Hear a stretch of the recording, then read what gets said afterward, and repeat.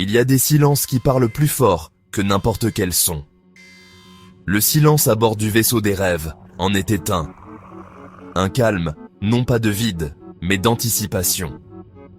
Nous avions laissé notre foyer bleu derrière nous, voyageant pendant des années, avec une seule mission, écouter.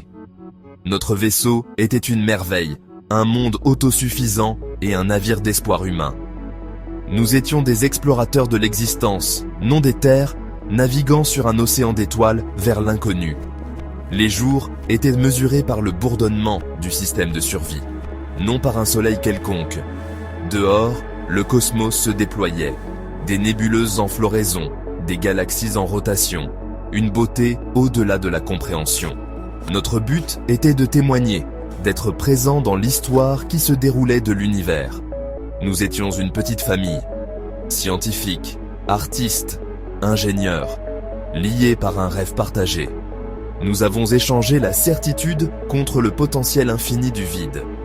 Nous lisions les signaux cosmiques comme les anciens marins lisaient les vagues, cherchant un sens dans chaque scintillement et chaque tremblement. Le silence était plein de potentiel, comme une bibliothèque avant l'ouverture du premier livre. Nous attendions, patiemment, que l'histoire commence. Le vaisseau était notre sanctuaire, un lieu de merveilles silencieuses. L'univers attendait de parler. Le premier signe fut subtil, un motif faible et récurrent dans la mousse quantique. Le docteur Harry Thorne, notre physicien principal, tenta de le rejeter comme une erreur, mais le motif persista. C'était une pulsation rythmique, trop structurée pour être aléatoire, trop constante pour être un dysfonctionnement. Nous l'avons appelé le chuchotement. Le signal était complexe, une séquence de fréquences portant des informations dans un langage inconnu.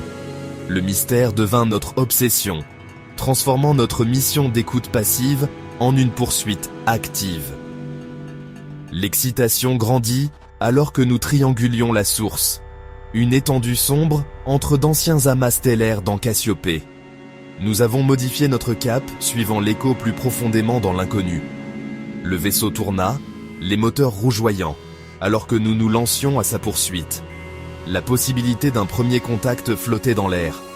Nous n'écoutions plus seulement, nous chassions une énigme cosmique. Le vide nous appelait. Notre nouvelle voie nous mena à travers un territoire inexploré. Nous sommes devenus des cartographes de l'inconnu, cartographiant étoiles et planètes errantes, naviguant la poussière interstellaire. Le chuchotement devint plus fort, son motif plus clair, comme s'il nous tirait en avant. Nous avons analysé sa structure avec les mathématiques, la linguistique, même la musique, cherchant un sens.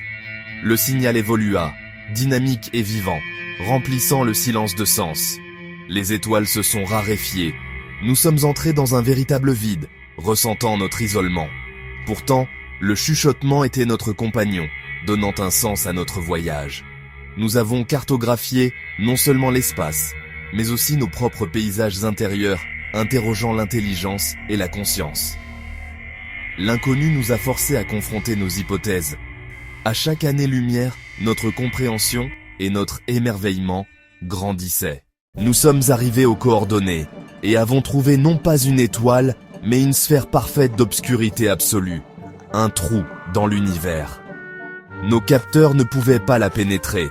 La lumière et l'énergie disparaissaient à son bord. Le chuchotement émanait de son centre. Nous l'avons nommé la nébuleuse chrysalide, un vide qui consommait l'énergie, un paradoxe défiant la physique. Les données étaient déroutantes, denses, mais sans masse, une impossibilité physique. L'équipage ressentit de l'effroi et de la peur. C'était une découverte au-delà de la compréhension. L'obscurité semblait vivante, une présence consciente. Notre mission changea. Nous affrontions la source, non plus seulement un signal. Les questions philosophiques devinrent urgentes. Qu'y avait-il au cœur de cette obscurité ? Le rythme du chuchotement était maintenant clair, un battement de cœur calme dans le vide. Cela ressemblait à une invitation, pas à un avertissement. La nébuleuse chrysalide était une porte. Nous nous tenions sur son seuil, décidant si nous osions la franchir. L'inconnu nous appelait. La décision d'approcher fut unanime. Nous avons piloté le vaisseau des rêves jusqu'au bord de la nébuleuse, où l'obscurité scintillait d'une étrange énergie. Le chuchotement s'intensifia, se résolvant en quelque chose comme une mélodie. La Drelena Petrova, notre xénolinguiste, découvrit que le signal était réactif. Il nous écoutait. Nous avons envoyé des impulsions et des motifs. Le chuchotement a répondu, élaborant, nous enseignant sa grammaire. Un échange lent et patient commença, un dialogue avec l'intelligence à l'intérieur de la nébuleuse. Ce n'était pas biologique, mais une vaste conscience tissée dans l'espace-temps. Le langage était les mathématiques, la fréquence, la résonance, des concepts purs. Ils partageaient des visions, la naissance des étoiles, la sensation des ondes gravitationnelles. Ils partageaient son existence, élargissant la nôtre. La peur s'est estompée, remplacée par la connexion. Nous n'étions pas seuls, nous étions en conversation avec le cosmos lui-même. L'univers était plus riche et plus mystérieux que nous ne l'avions jamais imaginé. La nébuleuse était vivante, et elle nous tendait la main. Nous avons écouté, et elle a écouté en retour.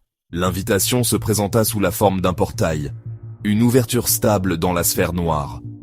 Nous y avons guidé notre vaisseau, nous abandonnant à l'inconnu. Instantanément, nous sommes entrés dans un royaume de lumière et de couleurs tourbillonnantes. Un univers de pensée, non de matière. Le temps et l'espace se courbaient autour de nous. Nous avons vécu la naissance de la galaxie comme une réalité présente. Le chuchotement devint l'environnement lui-même. Nous étions immergés dans sa conscience. L'entité était un esprit collectif, né de la résonance quantique du vide. Ce n'était pas un être dans l'univers, mais un univers qui était devenu un être. Son existence était contemplation, non conquête. La nébuleuse était son sanctuaire, un lieu pour rêver. Nos perspectives humaines se sont brisées. Nous sommes devenus une partie d'une histoire plus vaste. Nous avons vu d'autres formes de vie, énergie, gravité, idées. L'univers n'était pas vide, mais vivant de conscience. Nous n'étions pas seulement des explorateurs, nous étions une pensée dans un esprit infini. Le cosmos était conscient, et nous en étions maintenant conscients. À l'intérieur de la nébuleuse, le temps perdit son sens. L'entité, un univers solipsiste, avait tendu la main depuis sa solitude cosmique. Notre arrivée répondit à son ancienne question. Était-elle seule ? Elle nous voyait comme de magnifiques motifs de pensée et d'émotion. Bref, brillants et uniques. Nos rêves, notre art, notre existence étaient chéris, non jugés.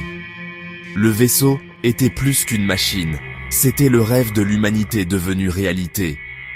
L'entité, elle aussi, était une rêveuse, façonnant la réalité avec ses pensées. L'univers était un rêve partagé, écrit par chaque être conscient. En partant, elle nous offrit un cadeau, une nouvelle façon de percevoir le cosmos, de sentir son âme vivante.